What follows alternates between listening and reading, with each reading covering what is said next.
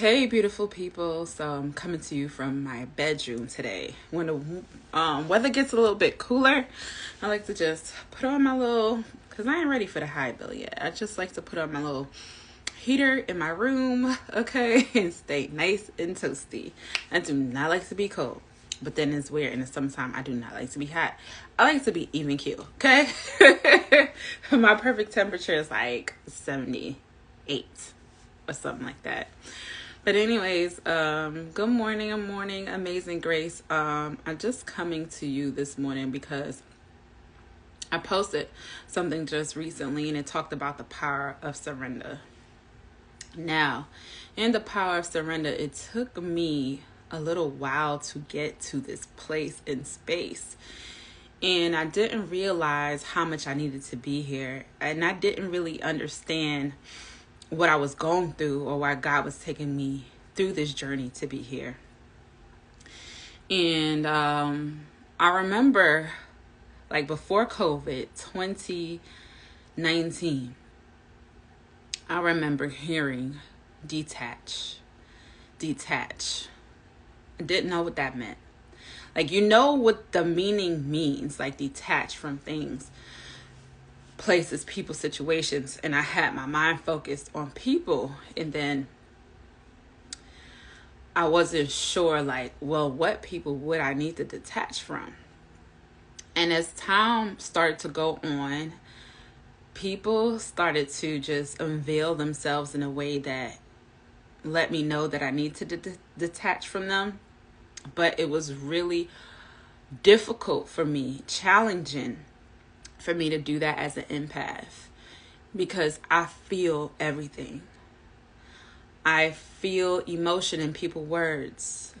I understand what they're saying even when they're not actually saying it. I can go further into conversation understanding what they're saying. I'm always unjudgmental because I'm understanding of people, which we all have a level of judgment, right?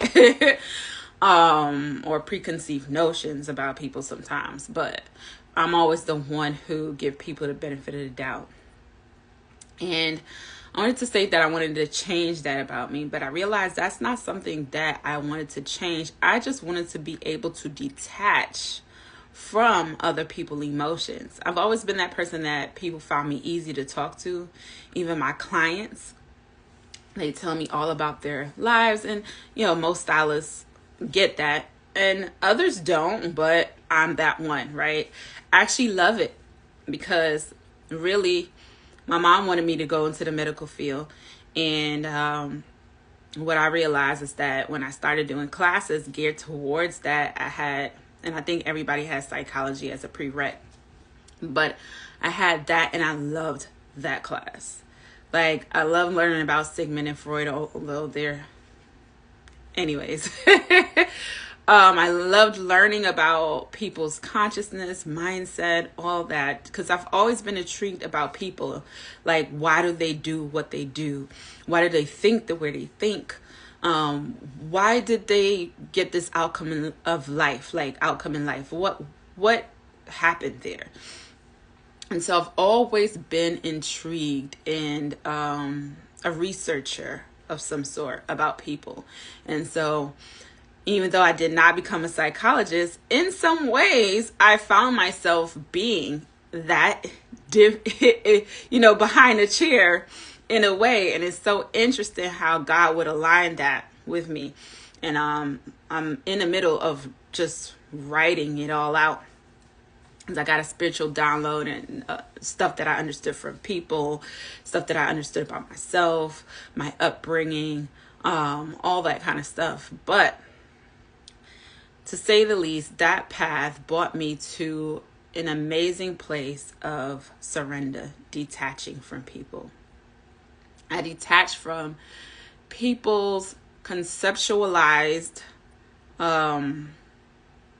ideas about me, who I should be or who I am, and stop living up to those things and live up to me being who I am. And doing that inner work allowed me to see that I am so many different things. yet the same as the whole big major consciousness of the world, who is God in all of us, right? And so when I've come to these realizations, I was able to detach from those things and just, like, in a way, tunnel vision on just me, right? Focusing on me and not the images I see around other people. Because, a lot of the stuff that we see on social media, a lot of things that we portray on social media, we have a tendency of wanting to have that, right? Either have look at someone's life and say, this is my ideal aspects of people's life, and you just take on another persona, you take on another persona, you take on another persona. Now, the integral part of you that is you is still there. The essence of you is still there. Yet you've just put on a lot of many jackets, right? And so who are you without that? And when COVID came as the master reset, I was able to discover what my ideal peaceful life was. I wasn't on social media, barely any at all. I posted, but I wasn't looking at other people too. It's like watching the TV all the time and taking in what you think life is based off of what you see. And this is not real. This is not a real reality. So many things is life, from emotions to things that help you to grow. They can be beautiful and painful at the same time. So all of these things I've learned in my journey of surrender. And being in that space of surrender, you realize that there's so much guidance here for you in source, in your inner being, angels, whatever you want to call it, however you identify that guidance. But there's so much guidance here for you. Like, you may think that things may be not working out the way that you want to, things are falling apart, but really is guiding you to enough, if you can detach enough and surrender to receive that guidance of ease and flow. That is something that I prayed for, because a lot of times we are always working on the go, in a rat race. And we find ourselves like the rat in the cage going in circles. And although you keep going, you're buying material things, you're going on trips, you're doing this, it doesn't really feel that thing inside you.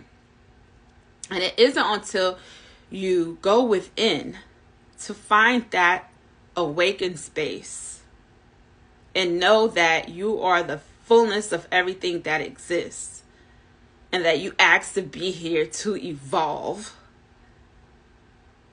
Do you realize how much magic and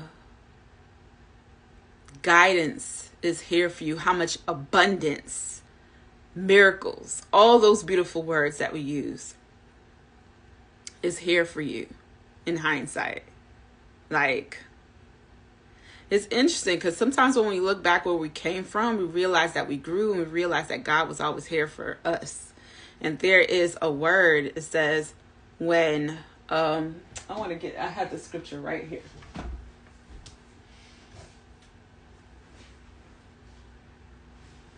No, this is not it. Right. The scripture right here. The Lord replied, my precious child, I love you and I would never leave you. During your times of trial and suffering, when you saw only one set of footprints, it was then that I carried you. So it's like the scripture, when you are weak, I am made strong. Because it is in that place do you actually surrender, when you can't do nothing more in the situation. And you like grant me the serenity. Okay, that prayer, right? I can't quote scriptures verbatim, but you know what I'm talking about. And so grant me the serenity, for the things that I cannot control, and let go of those things, right? So that is where I found myself. When everything just seemed topsy-turvy, I was like, I don't know where you taking me. I don't know what's going on. But listen, I just know I just got to keep going day by day, step by step. I don't even want to see what the future going to look like. I know what it will be because I get visions. But however it comes, because it's not your job to figure out how it will happen. That's the thing that had to get over having visions. Because I get visions in my dreams, and my mom did, and my grandmother did, something in our lineage. And so I see the future, know what it looks like, but it's not for me to figure out the how. It's just for me to be in a place of surrender, in a place of receiving, in a place of ease and flow, a place where I can feel my guidance system, in a place of clarity.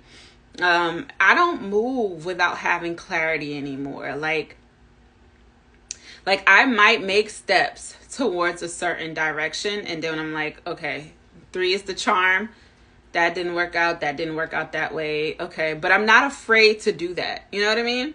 I'm not afraid to try things until clarity comes, But what I mean is I don't move without clarity. Like, I am not putting myself fully out there until clarity comes. I'm going to try, but I'm not going to put myself fully out there until clarity comes, if that makes sense. Like, guidance is like, okay, I understand.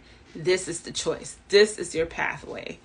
But really, in all, how I decide to do that is write it out. Like, what would be the ideal opportunity for me, for how I'm made, how I am created and manifested in God? What is the ideal opportunity for me? And when I write it down, or even talk it out, whether it be a therapist, someone you can just talk to talk it out and come to that space of clarity, and then you're like, oh, that's what it is. That's what I'm looking for. And when the other things doesn't check out, then that's not it. And when it all checks out, that's the one, right? And so I needed to be able to detach from the way I thought things needed to occur and surrender into the flow of what God knows that needs to occur in my life. So I just wanted to come here and talk about that space and place of surrender that I've been dealing in. And not even dealing in, flowing in, right? It's such a peaceful space when you know that everything works out for your good.